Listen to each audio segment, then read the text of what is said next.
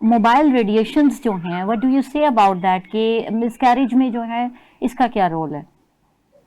जी जी जी doctor साहब, देखिए X-rays जो हैं, अब हमारी होम्योपैथिक में एक्सरे मेडिसिन भी मौजूद है जो कि एक्सरे से ही बनी जाती है। सही। इसका डेफिनेटली यही मतलब है कि वो कोई ना कोई गड़बड़ तो क्रिएट करती ही है ना। अब हम्म। देखिए फीटस क्योंकि इतनी नाजुक, जिसको आप कह लें कि प्याज के अंदर जो झिल्ली होती है उससे भी ज्यादा नाजुक वो चीज होती है और रेडिएशन उसको क्रॉस कर सकती हैं। सही। इसीलिए मना किया जाता है कि आप अल्ट्रासाउंड नहीं करवाइए स्टार्टिंग मंथ्स में या स्टार्टिंग वीक्स में, तो बिल्कुल भी ना करवाएं। तो उसकी वजह यही है कि रेडिएशन जो है वो आपको ब्रेन में जब अटैक कर सकती हैं तो फिर इनसाइड द जो है वो यूट्रस भी वो आपको अटैक कर सकती हैं। जी। अब बात ये आ जाती है कि उनसे खुद को बचाना कैसे है। आप मोबाइल फोन को कम से कम यूज कीजिए, अपना टाइम ज्यादातर नेचर के साथ लगाइए। ये चीज आपको और ज्यादा अंदर से भी स्ट्रांग करती है और बैरूनी तौर पर भी आपको स्ट्रांग करती है। तो एक्सेस डेफिनेटली यहाँ पर जो है वो वैल्यू करती हैं कि आप बहुत ज्यादा मोबाइल फोन का यूज ना करें। और फिर वो सिटिंग का भी मामला आ जाता है कि बहुत ज्यादा आप बैठे रहेंगे तो भी वो आपके लिए नॉर्मल नहीं है। You have to walk little bit, after that you can sit, you can take your rest.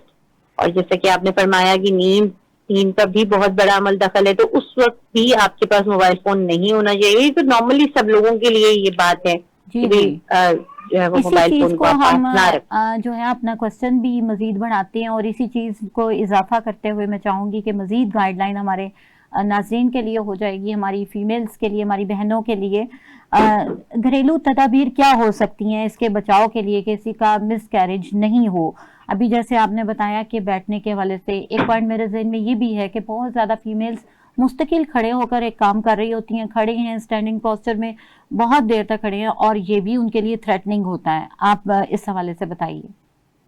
जी जी जी बिल्कुल। देखिए डॉक्टर साहब, जब हम घर में होते हैं तो बहुत ज्यादा इंस्ट्रूमेंट्स या बहुत ज्यादा कोई भी ऐसी चीज हमारे आसपास नहीं होती है, लेकिन उस वक्त भी हमें पहले अपना ख्याल रखना बहुत जरूरी है। प्रेग्नेंट लेडीज को अपना ख्याल बहुत ज्यादा जरूरी है रखना, क्योंकि बहुत सी लेडीज को फीट्स पर जो है वो स्वेलिंग आ जाती है बहुत चलने की वजह से या बहुत ज्यादा देर तक खड़े रहने की वजह से। आपने कॉन्स्टेंटली एक ही पोजिशन को फॉलो अप नहीं करना है। अच्छा, जब हमारे पास पेशेंट्स आते हैं तो हम उनको योगा एक्सरसाइजेस भी बताते हैं जो उनको रिलैक्स डाउन रखती हैं, और स्पेशली मैं खुद उनको योगा टीच करती हूँ। तो इसमें एक जो बटरफ्लाई पोज है वो भी बहुत अच्छा साबित होता है अगर आप you can exist in butterfly pose ना।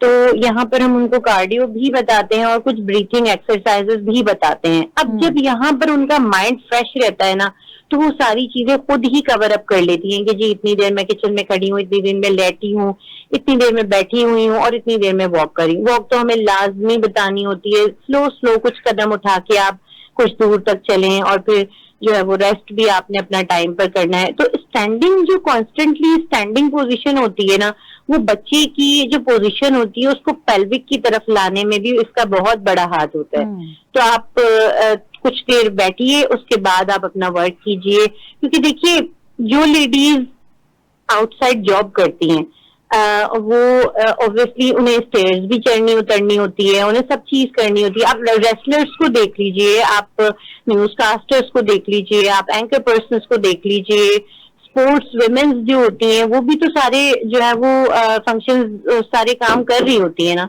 अब यहाँ पर उन्हें सारी चीजों का मालूम होता है कि इतनी देर हमें ये करना है, इतनी देर हमें ये नहीं करना है।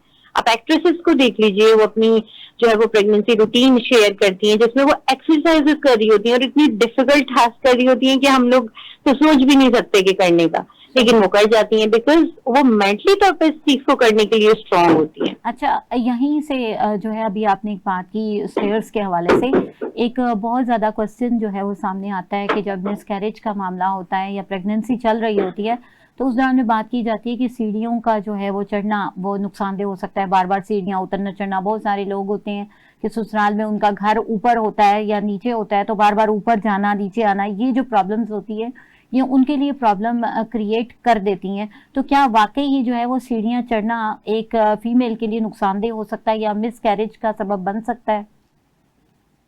डॉक्टर साहब देखिए, हर वो एक्ट जो ऊपर से बैरूनी तौर पर या फिर नीचे की तरफ से अंदरूनी तौर पर किसी भी फीमेल को प्रेशराइज करे, ठीक है, क्योंकि जो भी ओवरलोड होना होता है वो आपके एब्डोमेन की तरफ जो एब्डोमिनल मसल्स होते हैं उनके ऊपर प्रेशराइज होता है। अब बैरूनी प्रेशर भी तो मिसकैरेजेस का सबब बन रहा है ना कहीं। तो स्टेयर्स चढ़ना उतरना तो ये स्पेसिफिक हो गया।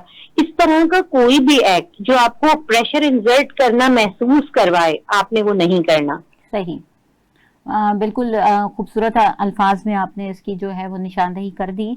और मैं चाहूँगी कि नाज़रीन आपको थोड़ी सी गाइडलाइन इस हवाले से देती चलूँ। बहुत सारी फीमेल्स आके ये इशू जब बताती हैं तो मैं उनको गाइड ही करती हूँ कि अगर ऐसा मामला है आपको, क्योंकि हाई रिस्क प्रेगनेंसी जो चल रही होती है उसमें ज़्यादातर प्रॉब्लम आती है कि सीढ़ियाँ उतरने के हवाले से और चढ़ने के हवाले से हम गाइड करते हैं कि इसमें थोड़ा सा एहतियात होनी चाहिए। और ये आपको बताती चलूँ कि वहाँ पर आपने सीढ़ियाँ चढ़नी उतरनी कैसे हैं कि ऐसे जैसे कोई 60-70 साल का इंसान जो है वो सीढ़ी उतर या चढ़ रहा हो।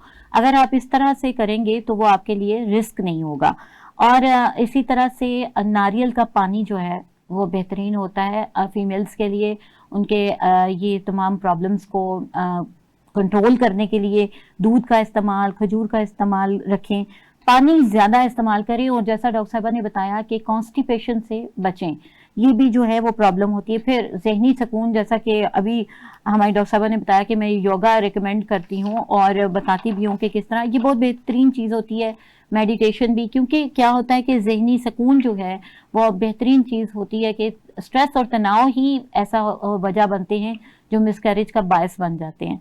तो यहाँ आपको बताती चलूँ और हम अपनी डॉक्टर साहबा से भी पूछते हैं कि ग्रीफ इंड्यूस्ड किस्म के जो मिसकैरेजेस होते हैं, यानी किसी गम की वजह से अगर मिसकैरेज हो गया है तो हमारी होम्योपैथी बेहतरीन काम करती है और इग्नेशिया स्पेसिफिक मेडिसिन है इस सिलसिले में।